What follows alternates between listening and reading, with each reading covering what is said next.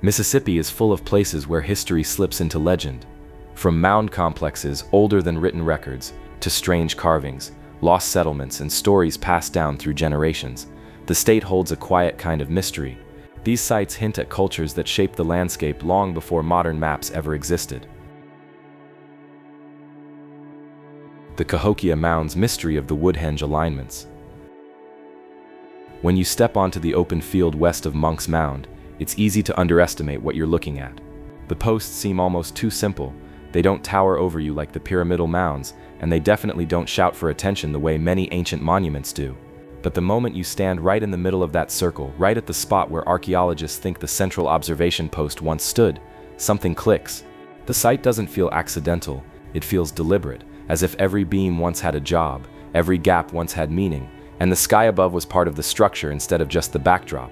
The people who built Cahokia weren't leaving behind written records, so most of what we know comes from reading the land, and Woodhenge, more than many other parts of the site, reads like a careful message carved into space itself.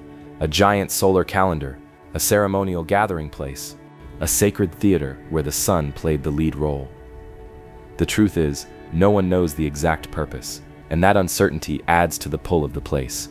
You're left to imagine what the Cahokians were watching for, and how precisely they tracked time in a world without metal tools or telescopes.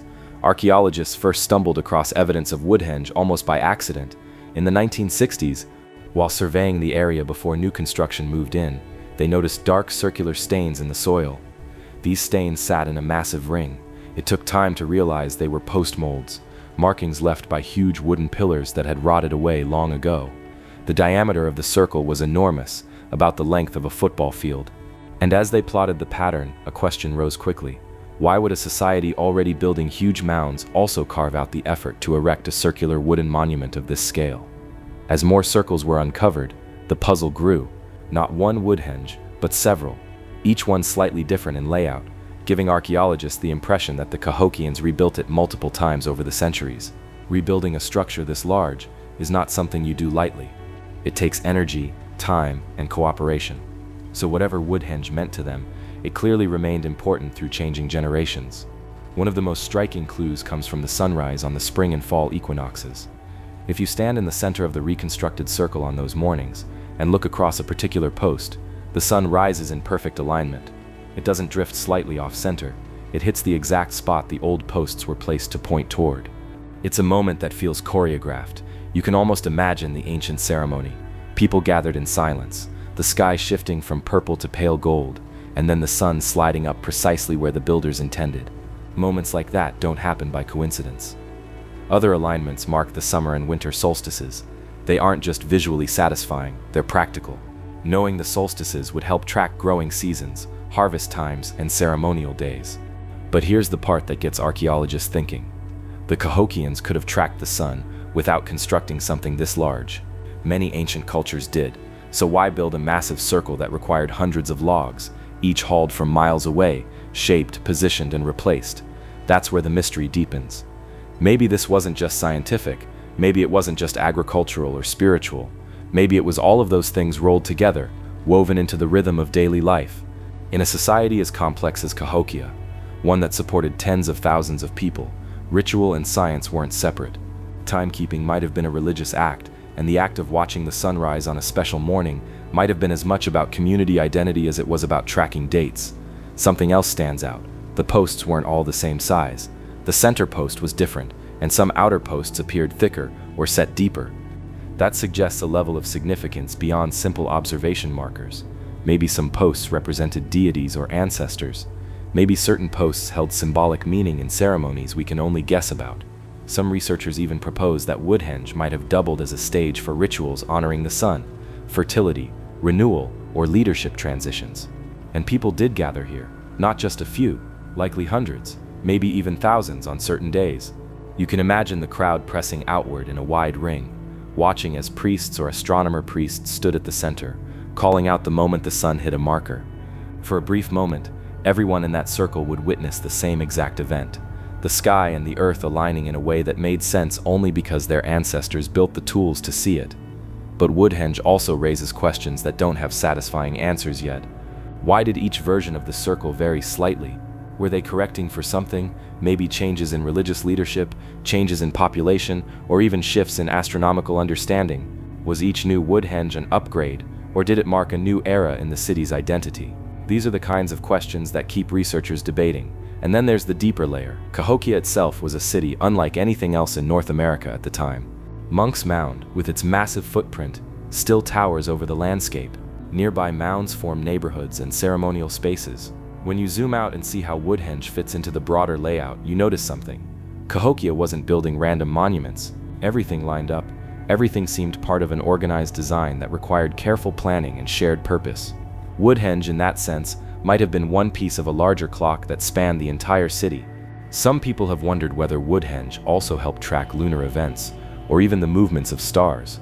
So far, the solar alignments are the clearest ones, but it's hard to believe a society capable of such large-scale engineering wouldn't also observe the night sky.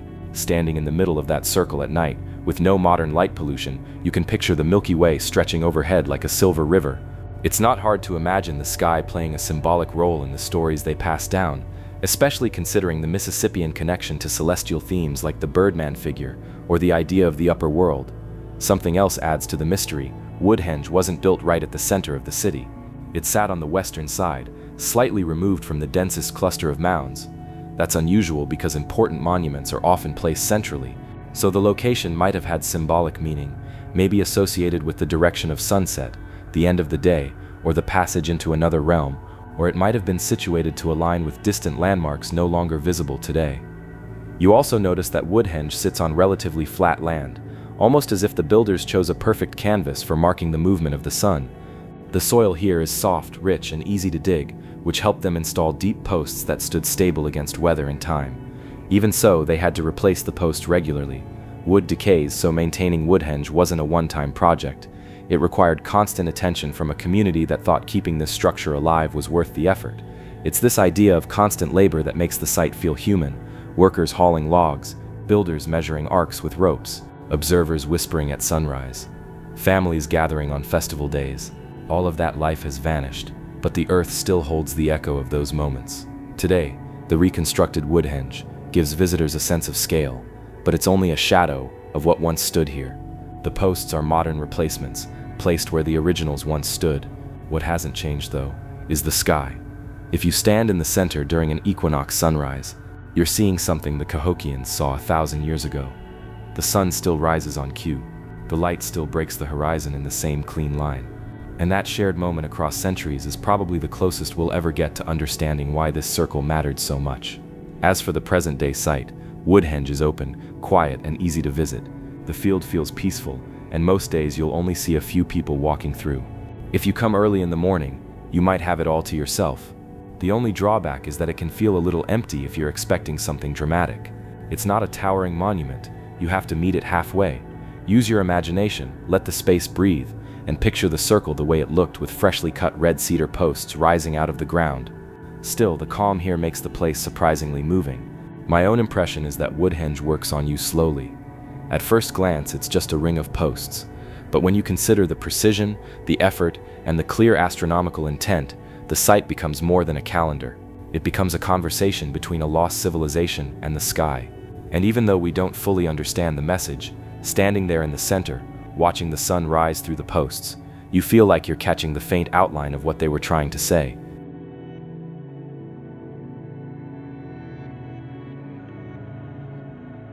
The ancient Mississippi River pyramid rumors. If you spend enough time around the Mississippi River, especially in the older river towns between Missouri, Illinois, and Arkansas, you start hearing the same strange whispers. People mention odd hills that once stood along the banks before they were flattened for farming. They talk about early settlers who swore they saw geometric mounds shaped like pyramids. And then there are the old newspaper clippings, the ones tucked into dusty county archives, describing mysterious structures that supposedly collapsed into the river long before archaeologists ever got a chance to examine them. These stories fall into that strange space between folklore and archaeology, where nobody can say for sure what's real, but no one can quite let the idea go either. The Mississippi River pyramid rumors sit right there, half legend, half historical possibility, and when you follow the threads, you end up in a surprisingly complicated territory. The Mississippi River has always been a difficult place to pin down. It's constantly shifting, eating away at its banks. abandoning old channels, creating new ones. A structure that once sat solidly on land can get swallowed by the river in a decade. Entire towns have slid into the water, so when old accounts mention pyramids or pyramid-shaped mounds along the river, it's not impossible that some of them were real earthworks built by the ancient Mississippian cultures who lived here long before European contact. They constructed mounds all across the region, from small platform bases to massive feats like Monk's Mound at Cahokia. They had the knowledge, they had the manpower, and they certainly had the cultural reasons to build earthworks with geometric precision. But the word pyramid suggests something a bit different. Something taller, steeper, maybe even with sides at sharp angles, rather than the broad terrace steps we normally see at Mississippian sites. That's where the rumors get interesting. One of the most repeated stories comes from old rivermen in the 1800s. They'd talk about a tall, conical mound visible from the river between St. Louis and Cape Girardeau. Some said it looked like a natural hill. Others insisted it was too symmetrical to be anything but man-made. There were claims that it stood so close to the water that every flood season chipped away more of it. By the early 1900s, the structure was either gone or blended so well into farmland that no one could identify its location anymore. Some of the descriptions call it a pyramid. Others simply call it a strange old Indian hill. Then there are the fragments from early explorers. A few French accounts mention Les Buttes near the river, steep mounds that didn't resemble the surrounding landscape. These weren't the wide, flat-topped platform mounds. They were narrow, pointed, almost like signal towers. Unfortunately, those descriptions are vague, written by people who weren't studying indigenous architecture, just passing through. But the fact that they noticed them at all says something.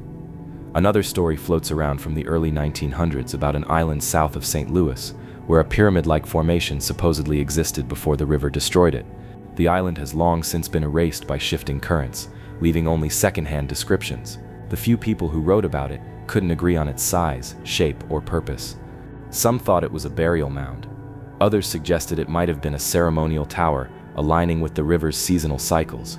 And some insisted it wasn't a mound at all, but a natural outcrop, mistaken for something artificial. There's no way to verify any of those claims now. The island is gone, the structure is gone, and all we have are the stories. But the rumors don't stop with vanished islands. In the 1800s, when the Midwest was being heavily farmed and surveyed for the first time, a handful of newspapers printed small, strange notes about pyramidal mounds discovered near the river bluffs. Most were written before archaeology became a formal discipline, so details are sparse, but several articles describe burial chambers, stone slabs, or long ramps leading upward. Those features don't match most Mississippian mounds, but they do loosely resemble a few outlier structures found elsewhere in the region. One of the most unusual reports talks about a mound near the river that had collapsed, revealing what looked like a stepped interior. That would be highly unusual for Mississippian architecture, which typically didn't use stone chambers inside earthen mounds. But sometimes early writers exaggerated, sometimes farmers digging into mounds misunderstood what they saw, and sometimes erosion made natural patterns look artificial.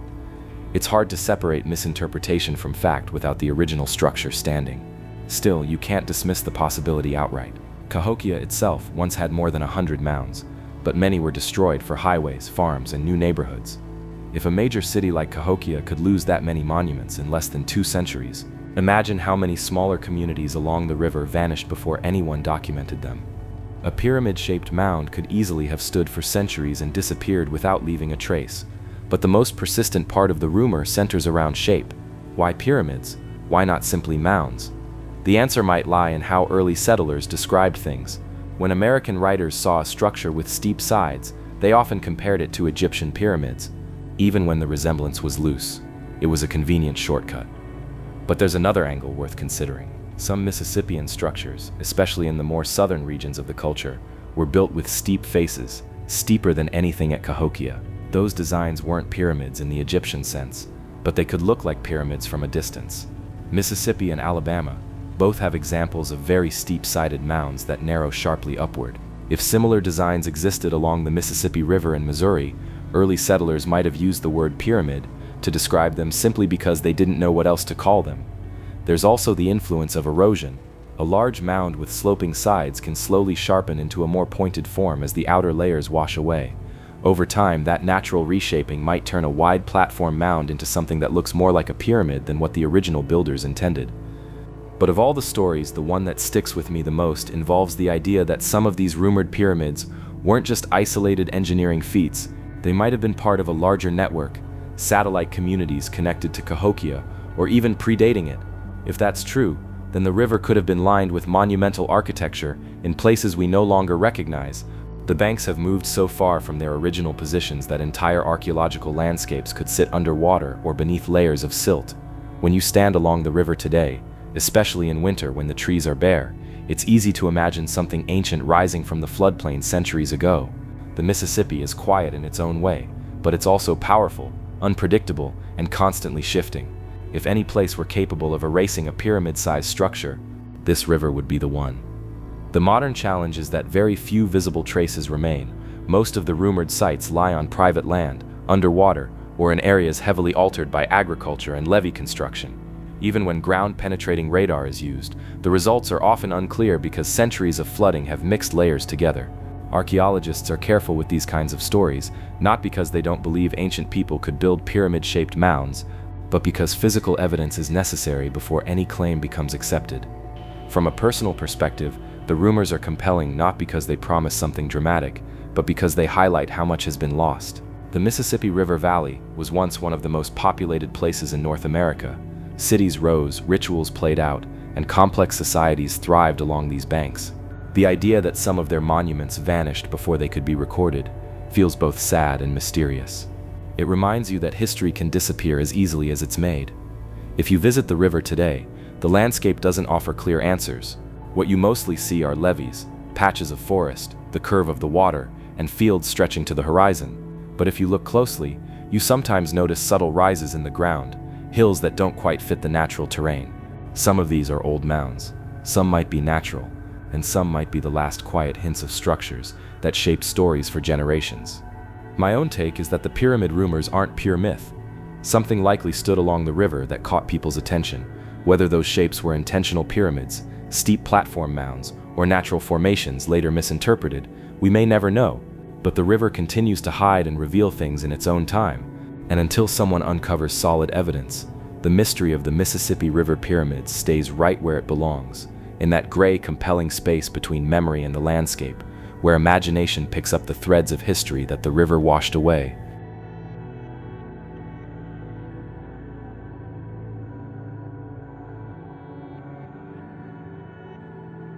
The Roubidoux Creek rock carvings.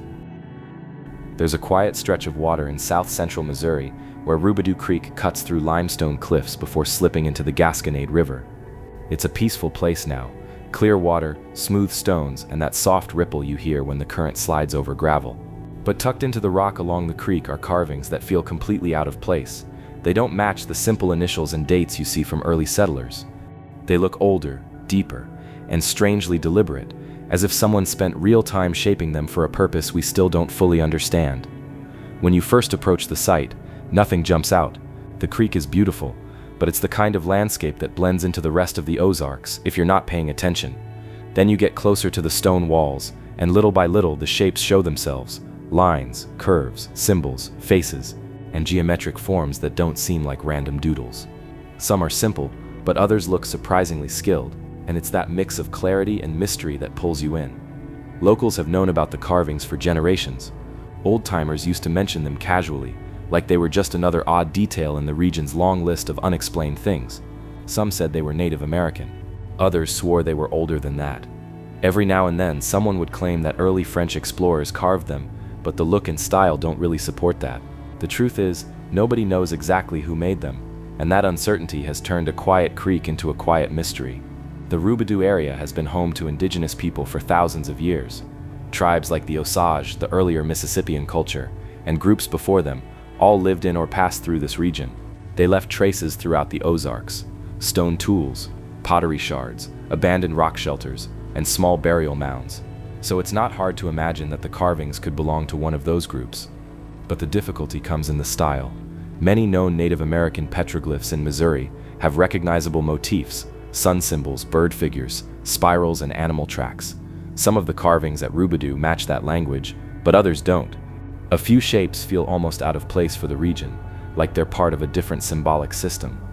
Some researchers have suggested that the carvings might be layered over time, different groups adding their own marks, each with their own meaning. That makes sense when you stand there in person. The rock face isn't a single panel, the carvings spread across multiple surfaces, some near the waterline, some well above it. You can tell by the weathering that some are much older than others. A few are so worn down that the lines barely rise above the stone anymore. Others look sharper, like they were carved later by someone who might have been copying or reinterpreting what was already there. One of the more interesting theories involves the idea that the creek was a boundary or a traveling route. Waterways often served as natural paths long before roads existed. If Roubidoux Creek was one of those paths, then the carvings might have been markers, messages left for travelers, warnings, or even spiritual symbols meant to protect the people passing through. Some of the shapes resemble directional signs, and a few patterns echo motifs connected with water spirits or guardian figures in regional native traditions. There's also a carving that looks like a human face, nothing dramatic, just a simple outline with hollowed eyes and a slightly pointed chin. It's one of the most debated symbols on the site. Some people think it represents an ancestral spirit. Others think it's much more recent, maybe carved by someone trying to imitate older petroglyphs. The weathering around it is tricky to read, so you can stare at it for 10 minutes and still walk away unsure of what you're looking at. The deeper you get into the carvings, the more questions they raise. For instance, why here? Why this particular stretch of rock along this creek? There are places in Missouri with much larger, smoother panels that would have been easier to carve. The spot at Roubidoux is uneven, broken, and often wet from the splash of the creek. It doesn't look like an ideal canvas, but maybe that was the point. Maybe the connection to water mattered more than having a perfect surface. In many ancient cultures, water was tied to the spirit world, moving between the physical and the sacred. Carving symbols where water touched the stone might have been intentional, part of a ritual or belief system tied to the creek itself. Another layer to the mystery comes from the way early settlers responded to the carvings.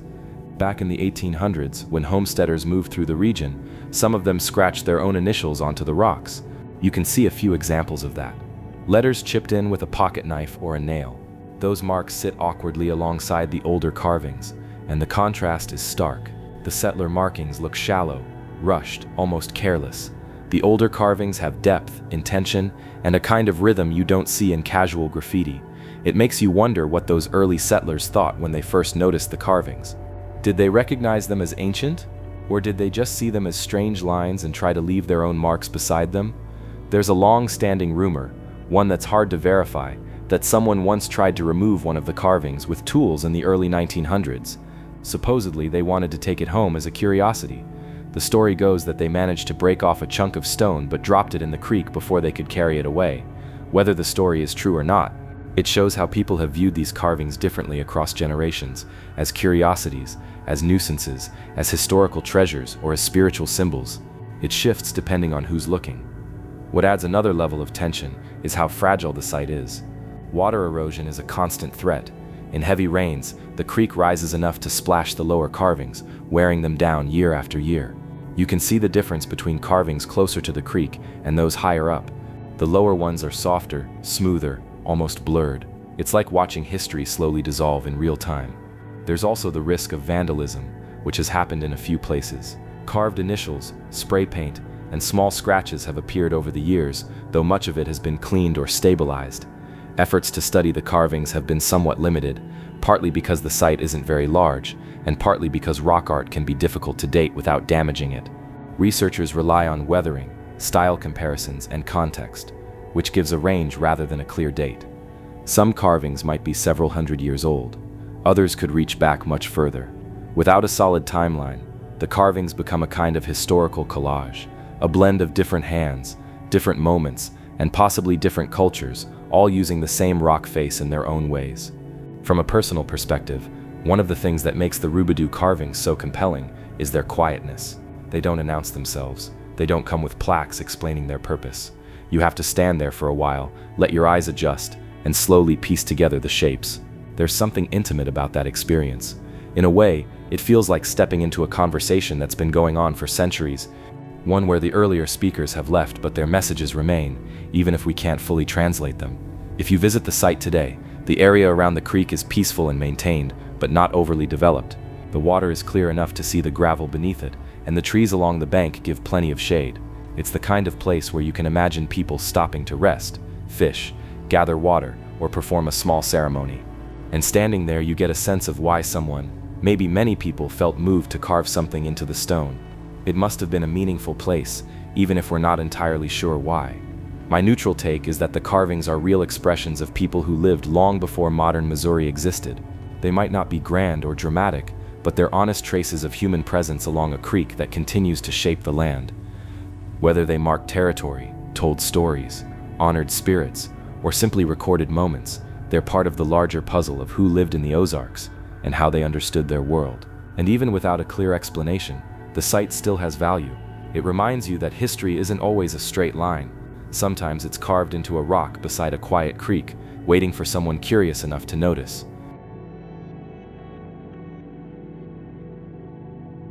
The Mark Twain National Forest Stone Serpent Ridge. There's a spot deep in the Mark Twain National Forest where the trees thin out just enough to reveal a strange winding line of stones stretched across a ridge. Most hikers walk right past it because it doesn't jump out at you the way a mound or a cliff painting does. But if you stop, step back, and look at the pattern from the right angle, something unusual comes into focus. The rocks aren't scattered, they curve, they rise and fall. And the more you trace that curve with your eyes, the harder it is to shake the feeling that someone long ago shaped this ridge into the outline of a giant serpent. People who know the forest well call it Stone Serpent Ridge. It's not an official name, and it doesn't show up on park signs, but the nickname has stuck because it captures exactly what you see. The formation looks like a snake winding its way along the top of the ridge, head, body, tail, and all. None of the stones are particularly huge on their own, but together they form a pattern too large to appreciate unless you're standing above it. It stretches across the landscape with a kind of steady, deliberate motion, like whoever built it wanted the serpent to look alive, even from the sky. The first time you see it, the ridge doesn't feel like a place someone would pick for a project this strange.